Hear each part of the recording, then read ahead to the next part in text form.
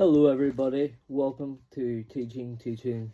Um, I'm not a teacher, I'm a student, but today we are going over Drama CCEA GCSE of 2024/5. So today we're going to be going over all the devised topics of your devised choice, and we will be going over which one would be best for you. But first, let's get a good fit on. Today we are going with the Fred Durst cap. It is Yankee. No, it's gonna work like this for now, but we're gonna go over all three devised topics and which one would be best for you.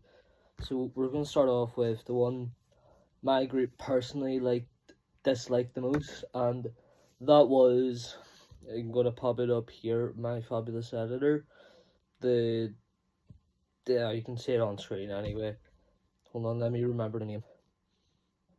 The Irish Famine by George F. Watts, I think that's his name. Anyway, say hello to my lovely editor. He's gonna slide on in. Hello, I'm the editor. Yeah, I'm the editor. So we did not write it down in this green book. This green book will be used later on. I wrote it down in my folder, which is down there. So 2 seconds. Alright, hello. I am back. As you can see, I've got my folder. Now let me just find that image. It's in here somewhere. Alright. Well, let's strip out a page. Lovely. Well, this page is for our second topic anyway. But let me just carefully take this out. Don't want to rip it. Like I have with every other page in this bloody folder. Here we go. As you've already seen the image. So first of all, you may be wondering, so what? It's just an image on a piece of paper. What are you meant to do with it? Well, what you're meant to do with this is you're meant to write down a bunch of ideas on how you can turn this into a play. So you look at the image and you think of what would that play be about based around this image. Obviously you can't see it because I'm being stupid. So here we've got the images. So this up here says, so I thought of death because a lot of people died during the famine because they couldn't eat, they starved to death. And that brings us to our next point down at the bottom, starvation, because they had very little food. And it also brought me to travel, because a lot of people from Ireland travelled across seas to America to find a better life away from the famine. But with the famine also brought illness, so I wrote down that. And the potatoes that were produced during the famine, they were, what was it? Potato whip? But that will be in another video. But yeah, whatever was in the potatoes really made them sick, and that's why the famine came, because their potatoes became rotten, so they could not eat. And then our final point here I wrote down was sorrow, and I wrote down sorrow because I'm actually not sure why I wrote down sorrow, but I wrote down sorrow. But yeah, so we kind of expanded these into more developed answers throughout our time in drama. And what you have to do in drama is write down a logbook. And we done our logbook during Christmas times, and it went pretty well. So in the logbook, we wrote down stuff our first topic was the Irish famine. So you write down all your ideas for that, and then why you did or didn't choose it. So our group didn't choose it because we wanted to go with a more comedic approach for our play. And with this, we couldn't really do it because it's kind of a sad point in history, and you can't really turn it into something you can laugh at unless you really push limits. So we kind of scrapped that whole idea. And we moved on to the second theme, which was jealousy. Jealousy was the second theme of this entire course that we were introduced to. So we had a couple ideas here. We were going to do homeless and rich, or something like that. Like, the homeless guy is jealous of the rich guy, and he was going to kill him, but then he was going to, like... So he would get the rich guy's guard because now he's rich because he killed him, stole all his money, stuff like that. But then he would realise this life's not for him and he would kill himself. But then we kind of went, try to think of something else. And then someone from our group, a very wise man, said, what if we like kind of do like a Scream inspiration as the movie Scream? And we were like, do you know what? That sounds really good.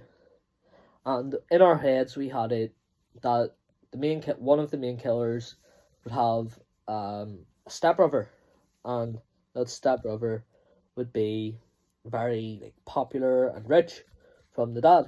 But then the other brother, who was the killer, would just be like a normal guy who didn't get any money from his dad from the will, and he was like very annoyed about that, so he wanted to kill the other brother.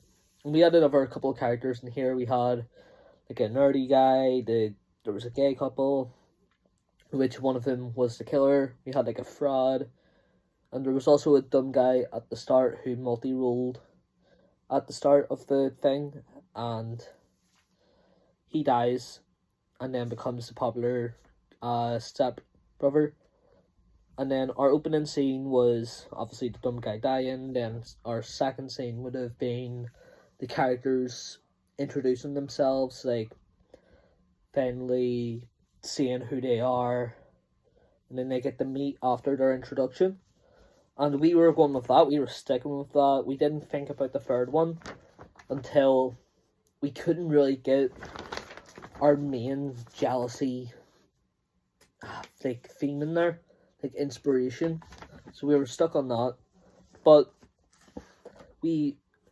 our first movie that kind of inspired us was Scream, obviously, because we liked the idea of the killer. And then we also chose Scary Movie, because that's a take on Scream in like a more comedic way, and we wanted to have it in a comedic way as well. And then we didn't really know what to choose for like a jealousy theme, so I just kind of searched up on Google, jealousy based on greed, and I saw the Great Gatsby, and I just went, you know, I'm doing that. So don't really know what the Great Gatsby is, but whenever you're doing this, put some more thought. And then, oh my god. And then finally, I'm going to have to read this one from the top of my head. Let me remember. Alright, so our third topic was Roald Dahl, and that's the topic we ended up going for. I forgot to explain why we... No, I did explain why. Right. Because obviously we didn't have enough inspirations for it, so we didn't go for it. But for Roald Dahl, we kind of sat there and thought, like, before our, like, logbook, and we were like, well, we've got to think of something. And we kind of sat there, and me and one of my friends in the group, we were like, we could do something based on, like, Charlie and the Chocolate Factory, like, after the movie. And our first idea, I'll not mention, because it's something, but it was funny, but we didn't, 3 people in my group didn't really want to do it, because it may have not been that child-friendly. But whenever they went up to the teacher to suggest that sort of idea, I was at the table, and I was like, you know what, maybe instead of that, we do, like, Charlie in the Sweatshop. And then the teacher over here is like, I love that idea, stick with that, if you're doing that. And we're like, you know what, yeah, let's do that. So, our idea for this was, after Charlie wins the chocolate factory, well, I think he does, he gets bored of all the Oompa Loompas, and he's like, I'm firing you all. And then he's getting bored of all the chocolate because he doesn't want to become unhealthy. And he wants to make a lot more money. So he's like, do you know what? How about we change the chocolate factory into a sweatshop? So he does that. Sorry for all the coughing. And he goes around the world collecting children. And he starts us off very small at first because he's moving to a new country. He has to buy a factory, so he does. And then he doesn't have much time to set up, but he still needs the money. So he just gets a bunch of people from his journeys. And they all work for him, and that's what we've got to so far. We still need to write the script, but we were like, do you know what, this idea is really good. It has a lot of like comedy in it. We have our main inspiration, which is Charlie and the Chocolate Factory. It's overall just the perfect idea, and we decided, yeah, we're sticking with that. So we have stuck with Charlie, well, Roald Dahl theme. And those are all the free themes for this year explained. Now, I'm going to whip out Shadow here, and I'm going to just stretch him. Hey. Anyway, how to get top marks on your drama piece. Okay, so right here, we have a little list. We have to have like an aim for an audience. So if you're doing Roald Dahl for like you'll mainly think, oh, it's for kids and all. But it doesn't have to be for kids. That's what we initially thought until we realized we can do something better. So your audience always can be whatever you want your audience to be. So for our jealousy play, we wanted that to be 15 plus, and I feel like we kind of stuck with that throughout them all, because maybe the famine like a little bit younger, because in our school we learned the famine a year before GCSE, so we decided to make that a tiny bit younger. But then you also have to like have an aim for play. Like, what type of genre is it? Like comedy, horror, romance, sitcom, anything like that. And we just went for comedy all the way through. And you also have to have in your play, it's key to have drama strategies. So if you don't know what drama strategies are like monologues, like direct address, talking to the audience, which is multi-rolling. So let me think of a famous multi-roll. Hold on, let me think. Alright, I've got my main multi-roll. Look at this guy, Dr. Eggman. Do you know who played Dr. Eggman in the Sonic movie? Jim Flippin' Carrey. Alright, you may be wondering, if you haven't watched Sonic 3, you may be like, oh, but why is he multi-rolled in Sonic? Because he plays Dr. Eggman and Gerald Robotnik. Pop up an image of Gerald Robotnik, editor, and make it spin. Yeah, there we go. That's Gerald Robotnik.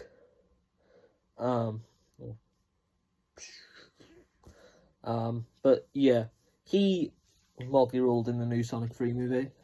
And multi-role is where you play multiple roles at once. There's also dramatic pauses, which are very common.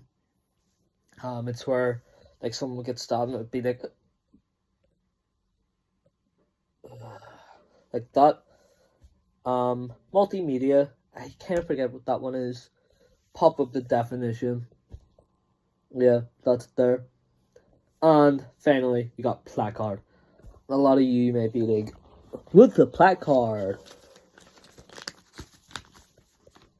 This is a placard. Pretty simple. This could have the words, we here at McDonald's on it, and people are protesting. Or it could have, we love fresh garbage, the shop. Pop up a picture of fresh garbage. Cool shop. Anyway, that's what a placard is. It's like a sign, basically. Pop up the definition because I'm not giving a good one. That's it there. And there's so much more drama strategies, and you have to research all of them and put them all into a play. You may be wondering now, this is the final bit where I'm moving on to, and will help a lot of you currently studying drama GCSE and are struggling to write a script. How do I write a script? You're like me, we're confused. Luckily for you, I'm a perfect writer. I'll come up with scenarios in my head, I'll come up with like whole scripts in my head, and I never write them down. So, usually we get the help for this one. Let's get Supersonic. We still have Shadow. Oh, why is his arms like that? Anyway. So, if you're thinking of like writing a script, the key thing is to be with your group. Because you can't just go off, write your own script, and then be like, oh, here, I wrote a script. Because then your group's going to have to like read it all. They're going to give different inputs. They're going to be like, no, I don't like this. And then other people will be like, yeah, I love this. And it's all like certain different parts people are going to like and love. But it's all your idea, no one else's idea, inside the script. So, and they're probably going to have to go with that script since it's already been written out. They'll feel bad. And it saves them a lot of time and they're not going to enjoy it. So, come up with your group, alright? A good thing to do is create a group on WhatsApp, okay? Or Snapchat, or Discord, or Messenger, or PlayStation, or TikTok, or whatever it is you create a group on, and communicate to them. Even if you do write the entire script, like, on your own, still, always make sure you ask your friends, what should I put in the script? You think this is a good idea? What are your ideas? Why have this idea? Should we do it? No, that's okay. Yeah, brilliant. Does anyone else have any ideas? It's all like that, because people like start putting in their more of their ideas, and it'll come up with a better story. Or you can get all your friends to create their own storyboard, and everyone like sends in a picture of their storyboard that they have made. And with that storyboard, you can, as a group, say, oh, I really like your idea. I think it would work well with his idea. Oh, her idea was really good, so put it with hers. Or his idea and her idea, both together, would be perfect. And that just creates more teamwork, so it does. And does. And honestly, just creates a better group in general. And your script comes along nicer, so it does. With many different ideas, you start like seeing better ideas than you initially thought of, or someone could see a better like you could have wrote something and someone else who wrote something would be like, oh, that's so much better than what I wrote, let's use that. And it honestly just makes doing it a lot more easier, because then everyone has an input and a say in what to do. But yeah, all that like put together creates a better script and makes scripting even more easier for you. And then this brings us to our final step, performing the play. Once you've written your entire script, you can't just go in there and wing it. You have to read the script, you have to rehearse. So you do. And to rehearse, you'll need to let me think of good ways to rehearse with a group. Maybe ask your drama teacher to stay after school in your lecture theatre or your classroom or whatever it is you use, and use your stage to its full like possibility. Like, create your own stage on the stage. Start like rehearsing, like going over. If you think someone can improve, let them know they can improve. Do like many parts at a time. Use samples from the script with like everyone's part in it. Use all that together. If there's like songs, practice the songs. But if you can't get a room, maybe like do it over a game. If you're on like call, just say, do you want to rehearse lines together? And always make sure to put on a voice or show your actions. So if you're having like a conversation with someone, like do all like that and gestures. And if you're like saying hello to someone, make sure you show you're saying hello. You can't just go hello. No, you can't just go hello. You have to go like hi or hello. And then it just makes it feel like more live. So it does. And if you are talking to the audience, always make sure you're faced towards the audience if you're talking to the audience. But if you're talking to another character, don't be standing facing the character, because then the audience will not be able to see you. You will lose marks for that. Make sure you're slightly shifted towards the audience. So, right, hold on, this will be easier. Pretend this is one of the characters, right? Let's show a bad example. You can barely see their faces, right? You can just about see shadow. But if we're like that, if they're like that talking to each other, it's so much better. And then they can like kind of like turn around like that, because they're facing the audience. You can see their facial expressions, and that makes it so much easier to understand like what they're saying, what they're feeling, all just because of that simple shift in direction. And you also need to learn the names of the stage. So there's upper stage left, upper stage center, upper stage right, center stage left, center stage center, center stage right, lower stage. Oh my god, why am I forgetting that? Yeah, lower stage left, lower stage center, and lower stage right. So you have a stage. Up towards me is upper stage, and down here is lower stage, and then up in the middle is center stage, obviously. So over here, this is my right, so this would be,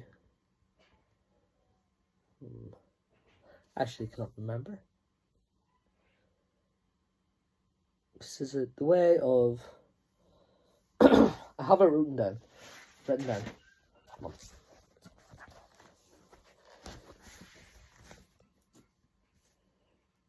Yeah, so my right would be upper stage right. So this would be upper stage right, upper stage center, upper stage left, lower stage left, lower stage center, and lower stage right, center stage middle, center stage left, center stage right. So you need to remember that. Get a piece of paper, write down every direction of the stage, and that will help you a lot whenever it comes to actually performing. Just so whenever you're rehearsing, people can say, oh, go up to like upper stage left, I think you'll be good there. You also go to upper stage left, but be a little bit further away from him. Go to upper stage center, that'll be really good for you. And your group can do that, and they can bring you down. And if someone's doing like costume design, sound, stuff like that, they can be like sort of the director and like where they think you should go. Just so it's easier for you to focus on acting out instead of like, oh, where should I go? Should I go here? Should I put them there? Honestly, just make it as easy as you can for yourself and your group. Don't make it like 20 times harder than it needs to be. Do all the simple stuff. Make it as simple as you can. And that's what my group are doing. We've done a tableau so far. And in our tableau, we have two tableaus. Our first tableau is pretty simple. It starts off in Willy Wonka's chocolate factory before he gives it away to Charlie. And so it's all like happy, positive. It's like, this chocolate's great. Thank you.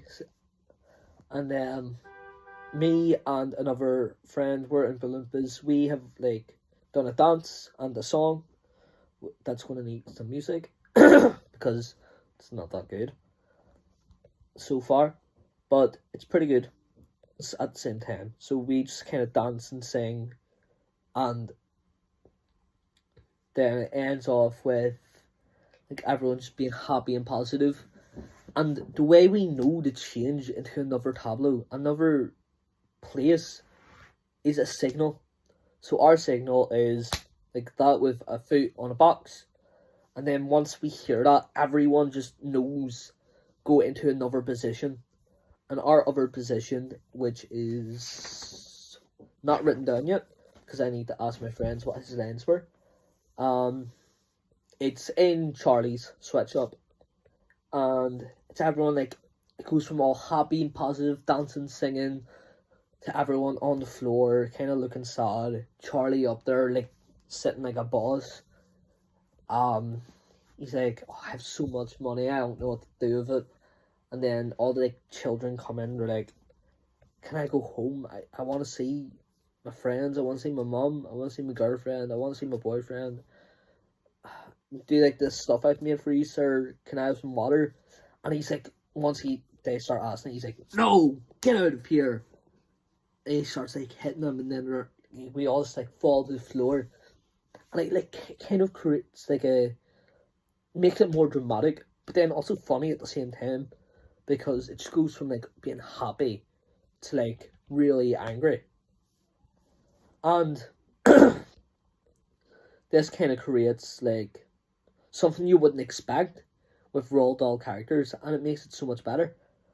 And I feel like if you just create something that is simple enough like that to kind of like throw your audience off and kind of make them think and get more involved with like what's happening, you'll gain marks for that, I feel like. And it just creates a better experience for you. So that is our half an hour. Well, almost half an hour. So I'm gonna bring in one final thing. You want throw Eggman back in here as well. We have Knuckles. So I hope you all enjoy this lesson for whoever watches it. And I will do more topics, not just GCSE, but lower level from my knowledge that I've learned over the years, but mainly GCSE because that's what I'm focusing right now. And I won't cover all GCSE topics because I've only choose so many, but whatever I know, I will spread online, and I will help you all to study, get a better school life, because school is a very important place to be.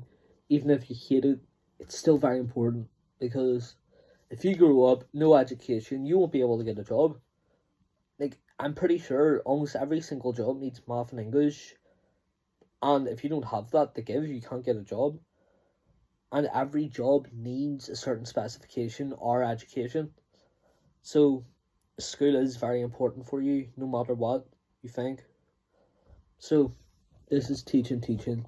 Thank you all for watching the video.